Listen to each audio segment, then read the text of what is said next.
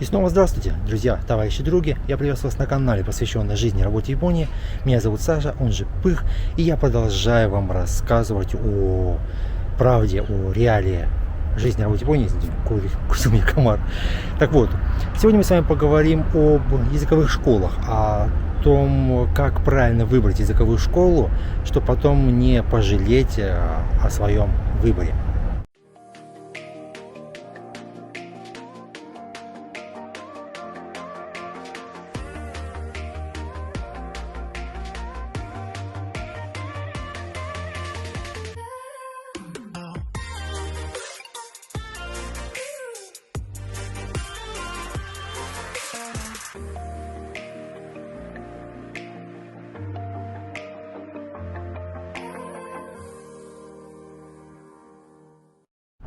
Итак, дорогие друзья, в Токио наконец-то потеплело. Вот сегодня 25 градусов тепла. Как вы видите, я в футболочке, всего лишь в одной футболочке, что очень приятно, потому что я не люблю холодную погоду.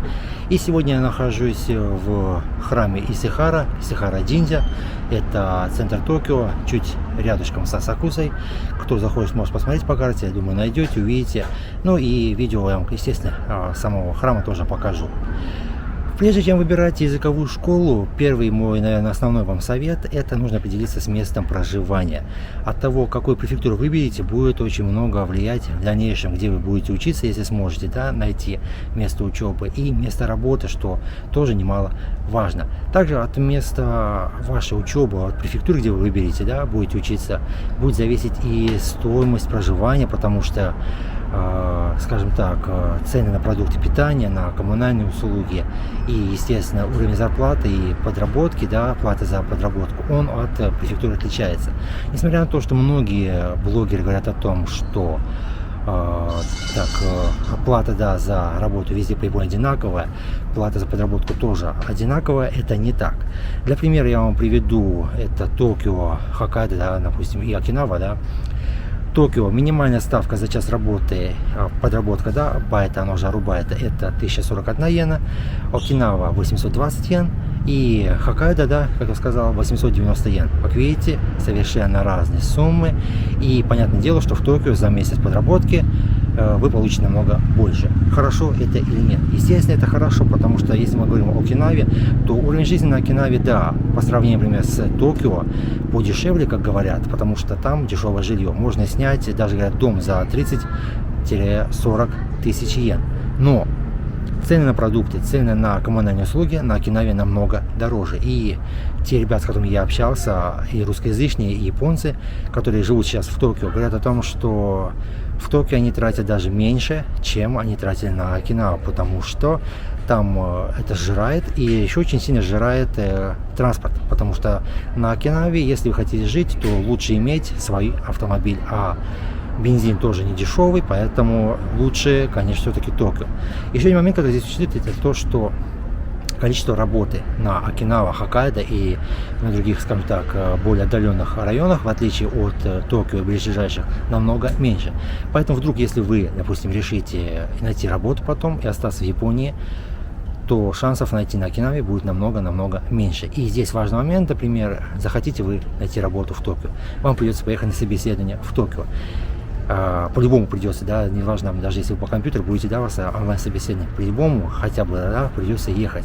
И вы потратите довольно-таки большую сумму, так как Окинава — это отдельные острова, отделенные от самого материка Японии, и, соответственно, это не электричка, это самолеты, это корабли, и плата тоже не слабенькая. А если, например, вам не один раз надо будет ехать несколько раз на собеседование, вы потратите большие суммы денег, и лучше, наверное, все-таки выбрать, да, Токио и ближайшие префектуры. Еще раз называю их: Токио, Сайтама, Канагава, Чиба и Бараки. Там все-таки будет получше. Следующий важный момент, на который хотел обратить ваше внимание при выборе школы языковой в Японии, это само размещение школы. Соответственно, вы определились, да, с префектурой, вам нужно понять, как расположена школа относительно инфраструктуры, есть ли рядом дешевое жилье, предоставляет ли вообще школа дешевое жилье, и вообще, что предоставляет сама школа, какие курсы она предоставляет. Здесь важно учитывать то, что в Японии очень большое количество языковых школ, я вам уже назвал, что более 600, это официально зарегистрировано с названием японский язык, то есть, да, Нихонго Гаку присутствует, да, и немало школ, в которых этого нет, но они предоставляют из них курсы, причем не всегда курсы могут быть годовые, то есть есть трехмесячные курсы, например, даже недельные курсы, и скажу вам честно, если вы хотите приехать в Японию на длительный срок, то вам следует отказаться от таких школ. Они, как правило, кстати, маленькие, то есть молодые, скажем так, да, 5-7 лет на рынке обучения. Лучше с ними не связываться, потому как годовые школы, да, вы не получите. И это не есть хорошо, потому что те ребята, которые хотят остаться в Японии, да, работать, учиться, понятное дело, им нужно учить язык на длительной основе, и такие курсы просто-напросто не подходят. Что касаемо выбора относительно до расположения, то если нет жилья рядышком дешевого, то это будет опять-таки дополнительные траты, а вам это тоже не нужно. Как правило, большинство языковых школ имеет свое жилье, допустим, которое у него есть в аренде, свои же общежития, допустим, те share-house, guest-house, которые рекомендуют.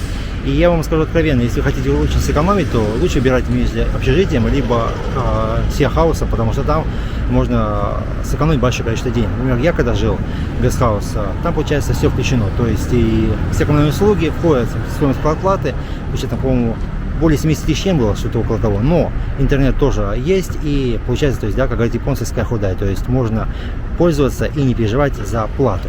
Если вы, например, выберете общежитие, то, как правило, там коммунальные услуги могут делиться, да, допустим, на количество проживальцев в комнате, да, либо квартиры, да, есть съемные по плану общежития, он тоже, получается, будет делиться на всех, 3-4 человека, что тоже не есть хорошо, потому что, когда я учился, были такие ребята, которые жили в квартире, да, по 3-4 человек, и у них возникали скандалы, потому что, допустим, один практически не бывает дома, не пользуется, да, ни водой, ни газом, ни электроэнергией, а ему нужно платить, потому что другой, допустим, моется чуть не по 3-4 раза в день, такие тоже ребята бывают.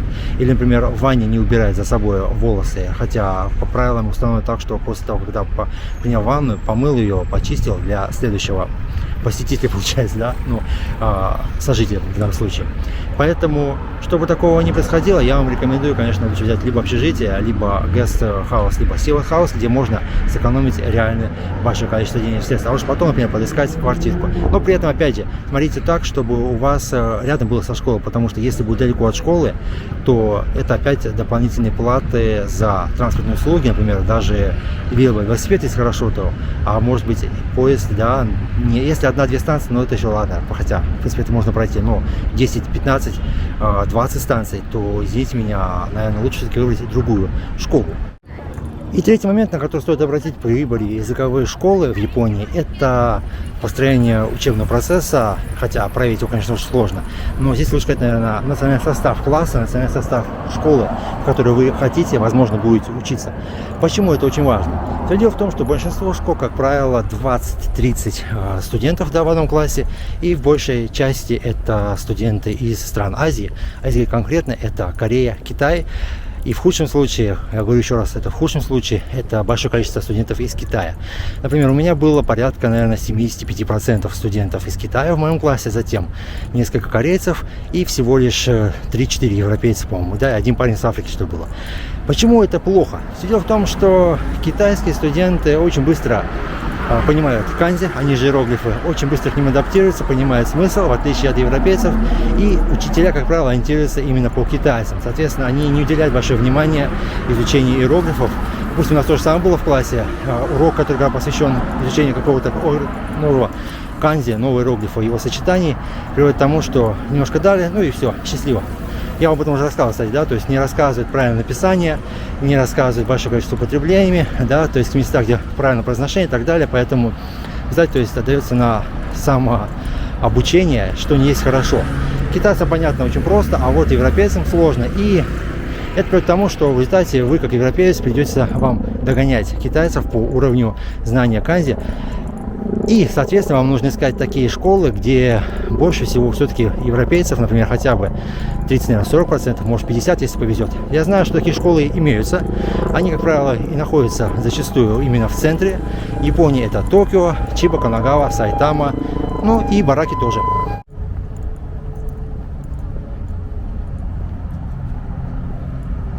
Дорогие друзья, товарищи, други, ну, в принципе, на сегодня все.